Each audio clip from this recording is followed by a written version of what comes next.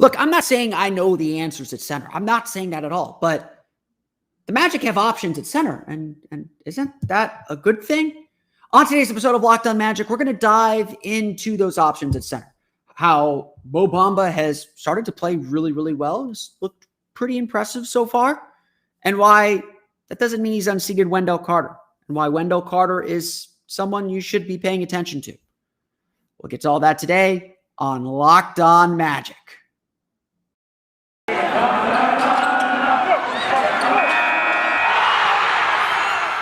You are Locked On Magic, your daily Orlando Magic podcast, part of the Locked On Podcast Network, your team every day.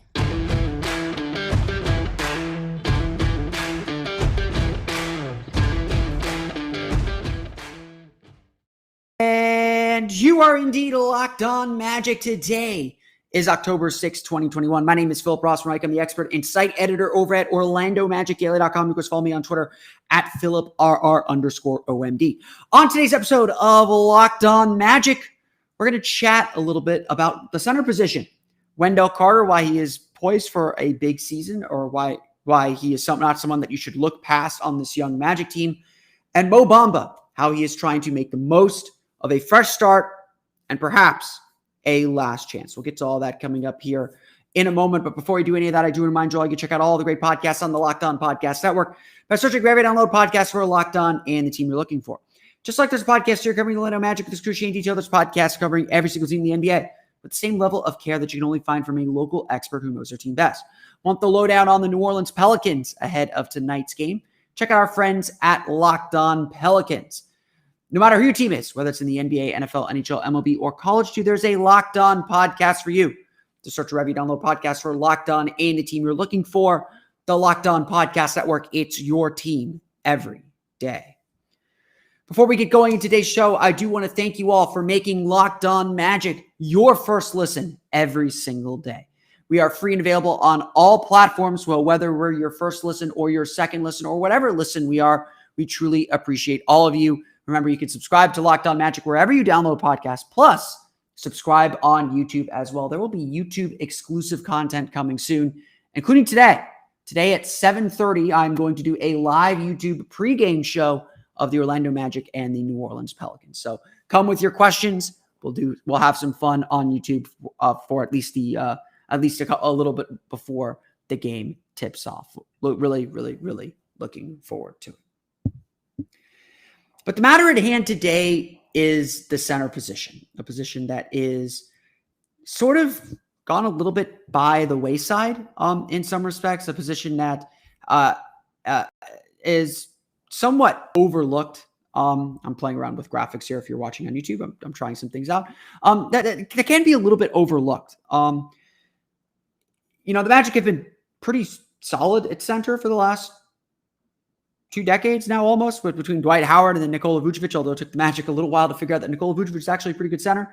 But the Magic have this real interesting debate at center.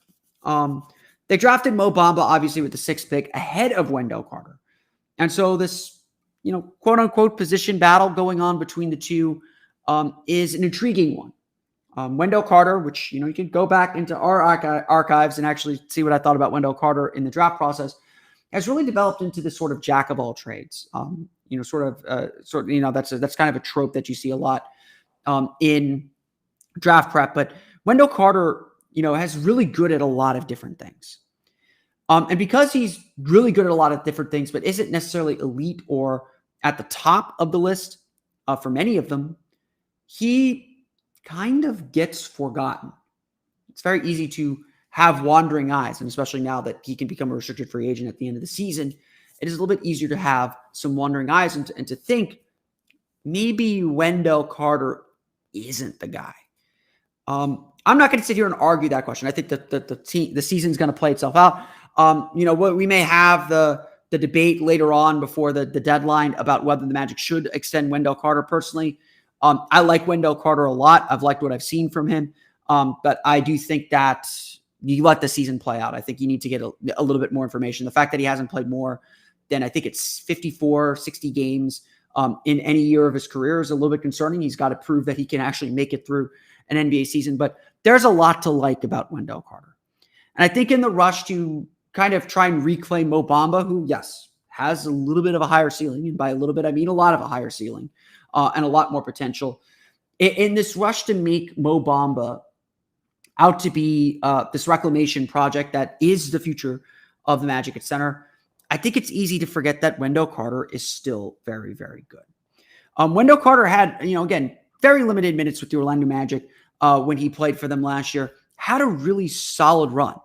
In 22 games with the Magic last year, he averaged 11.7 points per game and 8.8 rebounds per game. He shot 51% from the floor. And all this, still playing a relatively meager 26.5 minutes per game. He dealt with some injuries there. He got poked in the eye, had to wear glasses for a while. And then the Magic almost certainly shut him down a little bit early when he had a minor injury to kind of preserve their tank, because Carter was a guy that made their defense a whole lot better and helped them win. So obviously, Magic kind of had to figure some stuff out there. But Wendell Carter's clearly a player who can still expand his game.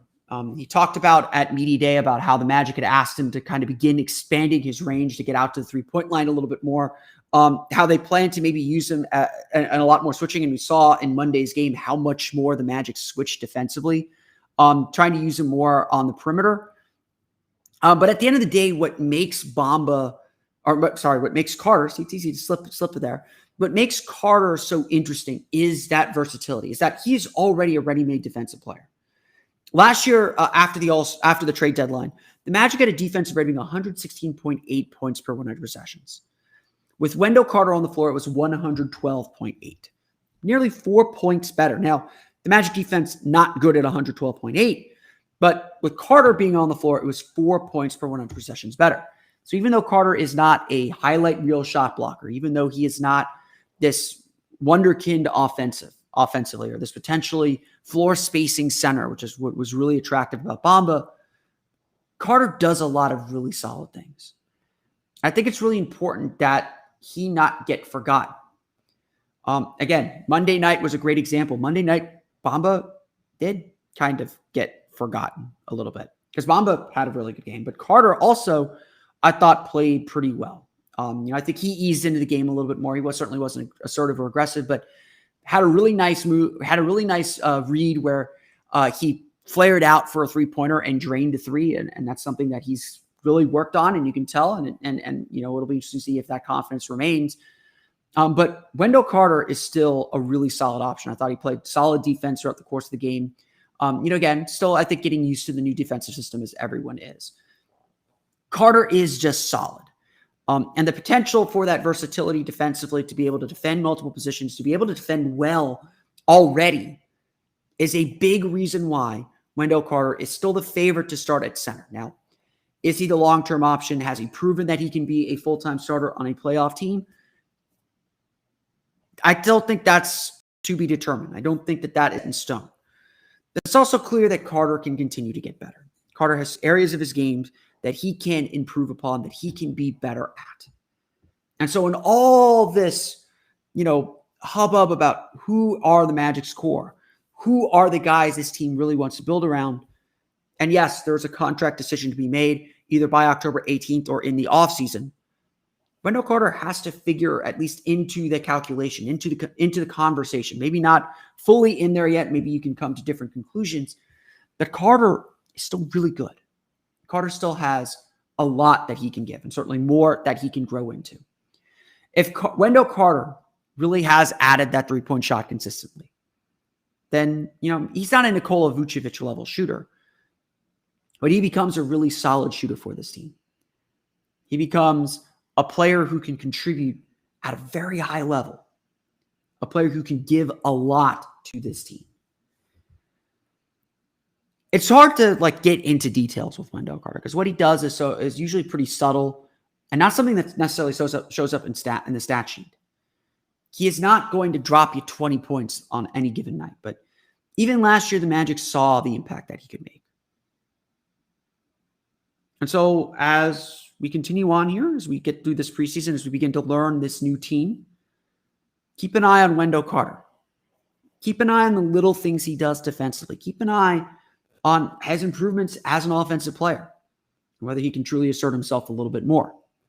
He sets really good screens. Again, just does all the little things that you're not going to find on a stat sheet. You can only find it by watching these games. And Wendell Carter's not going anywhere right now. He's probably going to be the Magic's starting center this season. But of course, a lot of the talk after Monday's game belonged to Mo Bamba. Mo Bamba has an interesting storyline in and of itself. We'll talk a little bit about Mo and what to expect from him and what's on the line for him coming up here in just a moment. But before we do that, let me tell you a little bit about SweatBlock. SweatBlock wipes are doctor created and doctor recommended. They work up to 7 days per use, and they come with the dry shirt guarantee. If SweatBlock doesn't keep you dry, you get your money back. It's been featured and tested on the Rachel Ray Show by firefighters, and it's the best seller on Amazon for the past 10 years with more than 13,000 reviews. In fact, it's currently number 1 in Amazon's antiperspirant category. I didn't even know they had that, but I guess Amazon has everything, and SweatBlock is number 1 in one of those categories. It's incredible.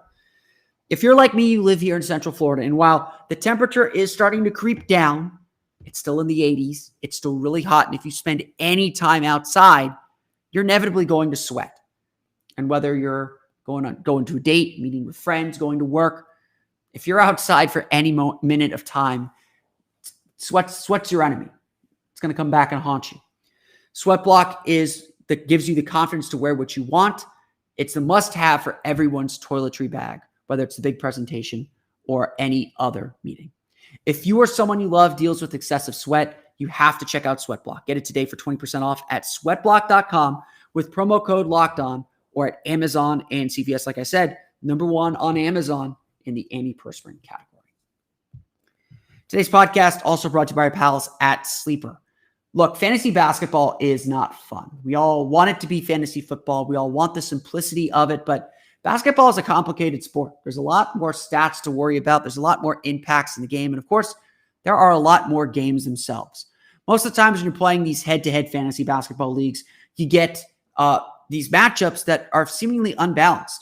In fact, really, there's only one strategy at all.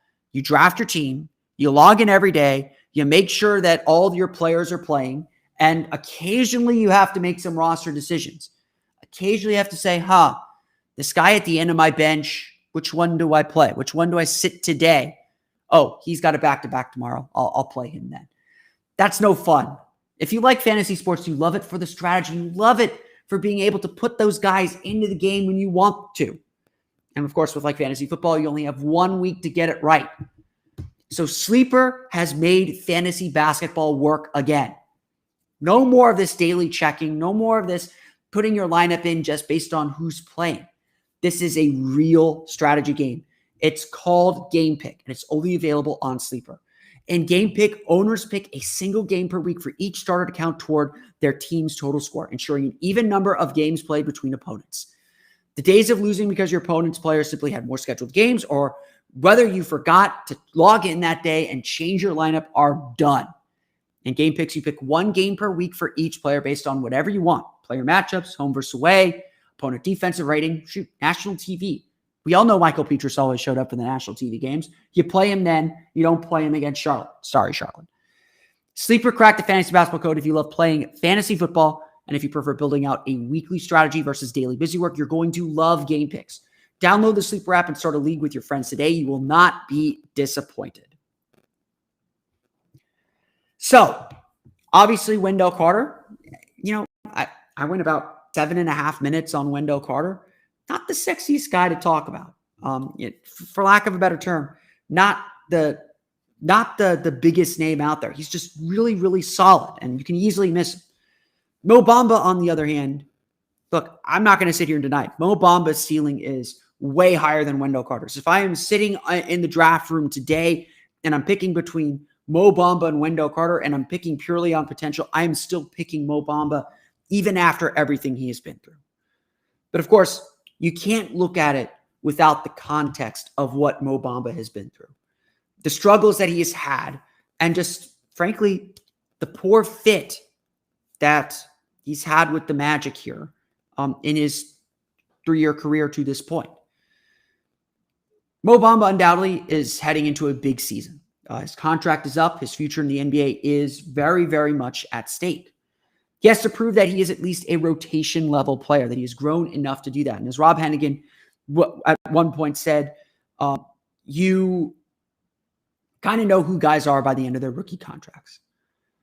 Of course, Mo isn't quite that. Mo has had a lot of bad luck. Injury in his rookie year that knocked him out for the last half of the season when the Magic made their playoff run. Really just as he was starting to look comfortable again. Summer league that summer, he sprained his ankle, missed pretty much all of summer league. He played a game and a half. Was still dealing with it still dealing with issues from his injured leg from the previous season heading into training camp. Lost the summer, lost the training camp. Key developmental time. Just as he was getting himself back into real shape, just as he was getting himself back into rhythm, the season goes on break because of the pandemic. He contracts COVID. He struggles he's kind of I don't know if he's officially a long-term COVID, long-haul COVID person. I don't know if that's what it's called. I don't know if he had long-haul COVID, but he struggled to get his conditioning back and struggled to kind of find his footing. And of course, by then, the Magic, when they drafted him, probably envisioned that he'd understudy under Nikola Vucevic for a year, and then they'd promote him to the starting lineup as they began the rebuild. Instead, the Magic made the playoffs. Instead, the expectations changed, and the Magic didn't have time to wait on a raw, scrawny 7-footer. The needs for the Magic changed dramatically. If the Magic would have had Wendell Carter, they would need Khem Birch. Wendell Carter does a lot of things Khem Birch does really, really well. This is sort of the reality of Mo Bamba's career to this point. He has shuffled from promising to on the back burner very, very, very quickly. It's not that he hasn't necessarily played well when he's been in. He puts up numbers. And, he was the only player to get in today's game for the Magic. It was 13 points, 10 rebounds, 4 blocks. Really strong game. You can see, and he was playing with a lot of confidence.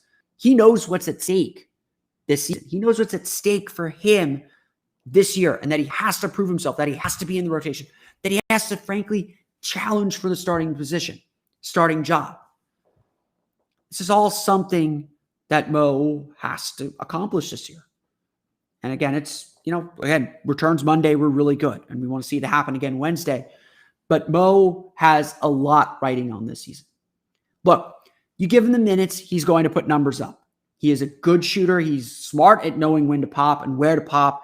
He's generally smart about taking shots. He's generally smart about working his way around the basket.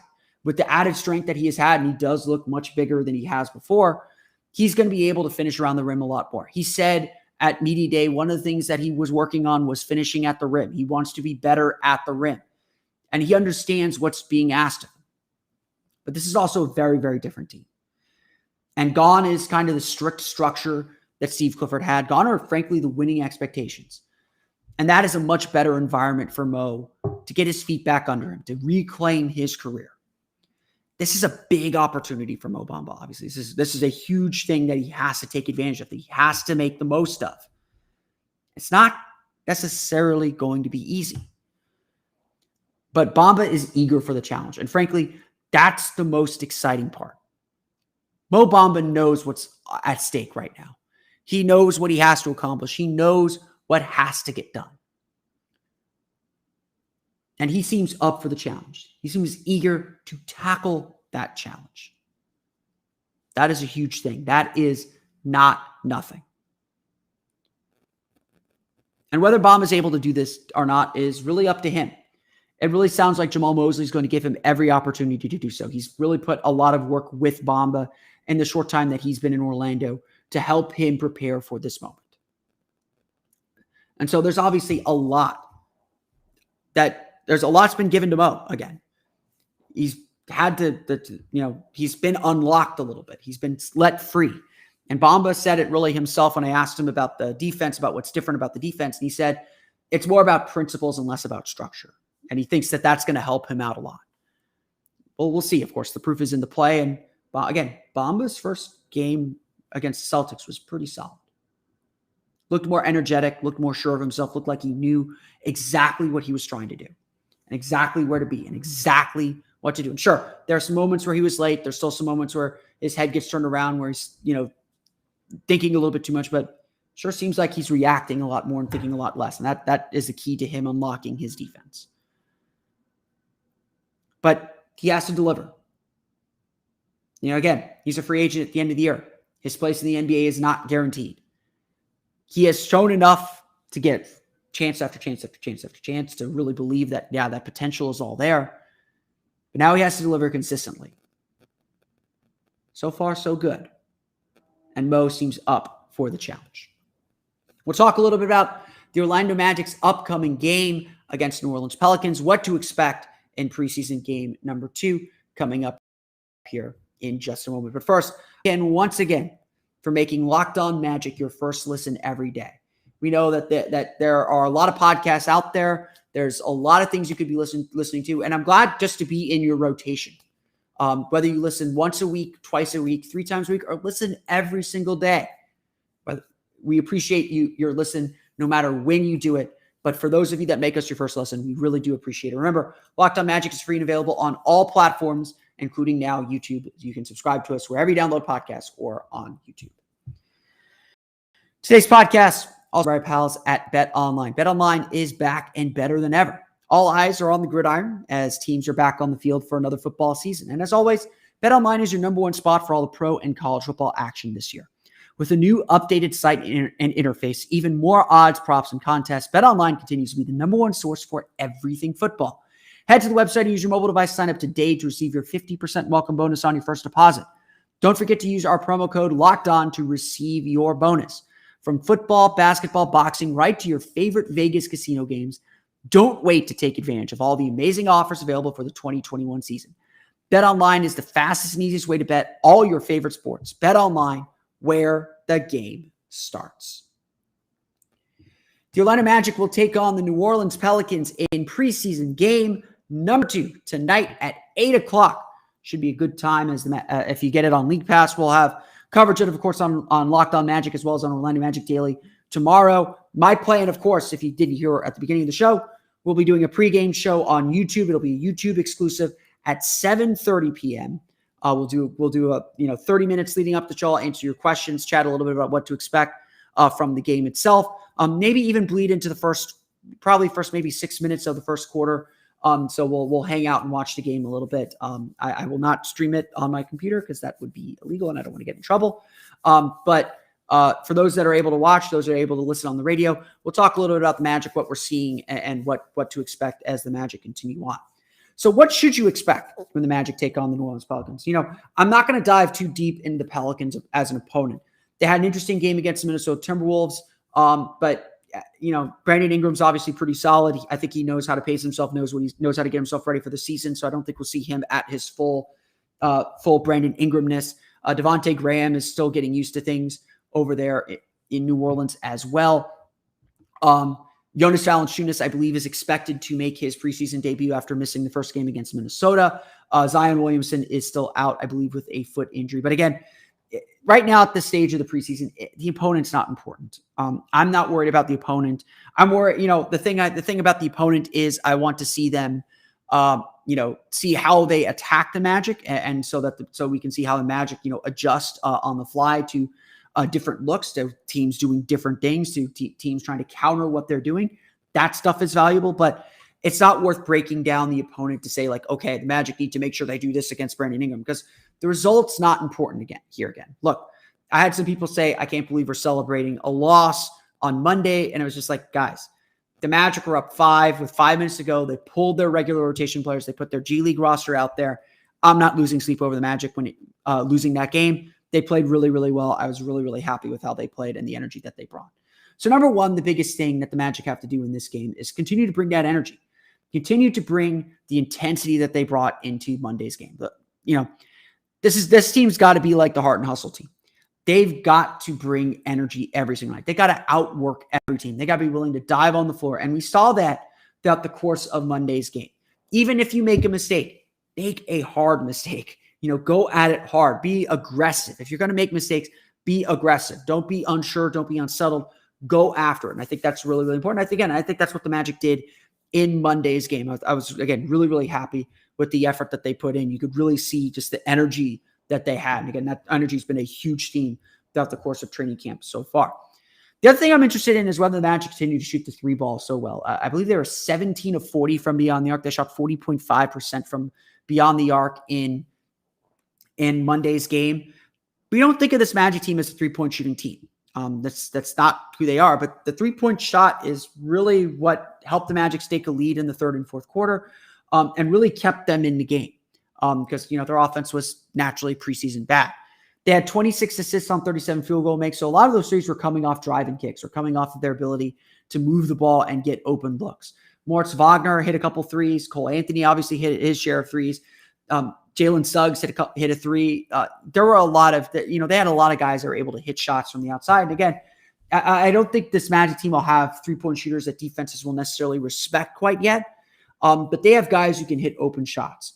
The issue, of course, is consistency, and that's always the thing with young teams. Can young players be consistent every single night? The best players, what you're getting from them every single night, and there's there might be some deviations up, but there's very rarely deviations down, maybe one or two times per year. Young players are always all over the place. They're just bouncing up and down between their averages, their career highs, career lows, going through long stretches where maybe they're struggling a little bit. Obviously we're talking very small sample sizes here. We're talking, one game to the next, game one to game two. So we want to see a pattern established. I want to see if the Magic are a good three-point shooting team. Now, I'm not going to sit here and declare them a good three-point shooting team if they have another good three-point shooting night on Wednesday. But it'll be more evidence that, okay, maybe something's a little bit different about either the way the Magic are getting their three-point shots and the way the Magic are operating their offense, or that the Magic actually do have some guys who can put the ball in the basket a little bit more and make some shots. It's been something this team has desperately needed. Obviously, this is a make or miss league. We're going to see if this team can hit shots, and that's really, really a big deal for the Orlando Magic to be able to hit shots at that rate. The other thing I want to see is both Franz Wagner and Jalen Suggs look a lot more comfortable. I think that is, I think they both showed some nerves. I think they both had some moments where they looked a little unsure of themselves and dealing with the kind of the atmosphere. I think they would even admit there were a little bit of nerves there too. But I want to see them continue to do good things. I thought Jalen Suggs did a lot of really good things defensively. I thought he passed the ball really well, just kind of managed himself a little bit better and then picked his spots to really get after. I want to see him be a little bit more aggressive and look for himself a little bit more.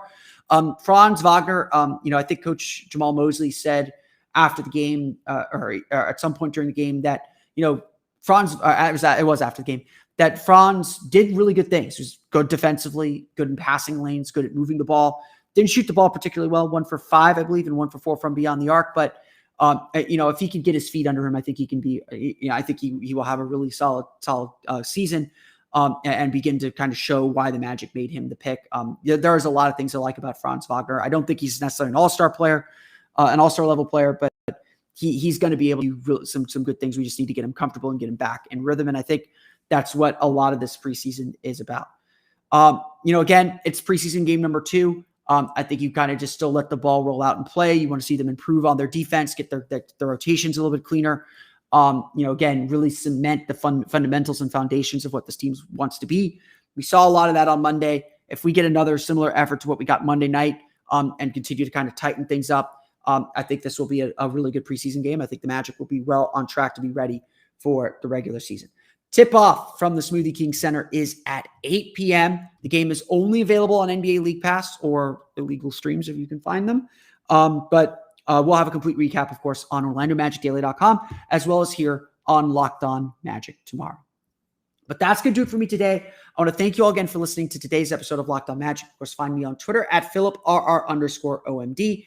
And of course, you can subscribe to the podcast on Apple Podcasts, Stitcher, TuneIn, Himalaya, Google Play, Spotify, Odyssey, and all the fun places to download podcasts to your podcast-enabled listening device. You can also now find us on YouTube. Subscribe on YouTube, where we will be doing some exclusive YouTube shows, including tomorrow. Tomorrow at 7:30 p.m. Eastern Time, we'll do our pregame show for the Magic and Pelicans on YouTube. I'll take your questions. We'll chat a little bit. That way, I'll try and have some fun stuff planned as well. But we'll chat some more Orlando Magic basketball ahead of the Magic's game against the Pelicans. That'll be YouTube exclusive. So subscribe to the YouTube channel, Locked On Magic. will go live at 7:30. I'm also planning to do another live Spotify Green Room on the YouTube channel as well. So you can log in on Spotify Green Room as well as on YouTube at 5 p.m. on Thursday.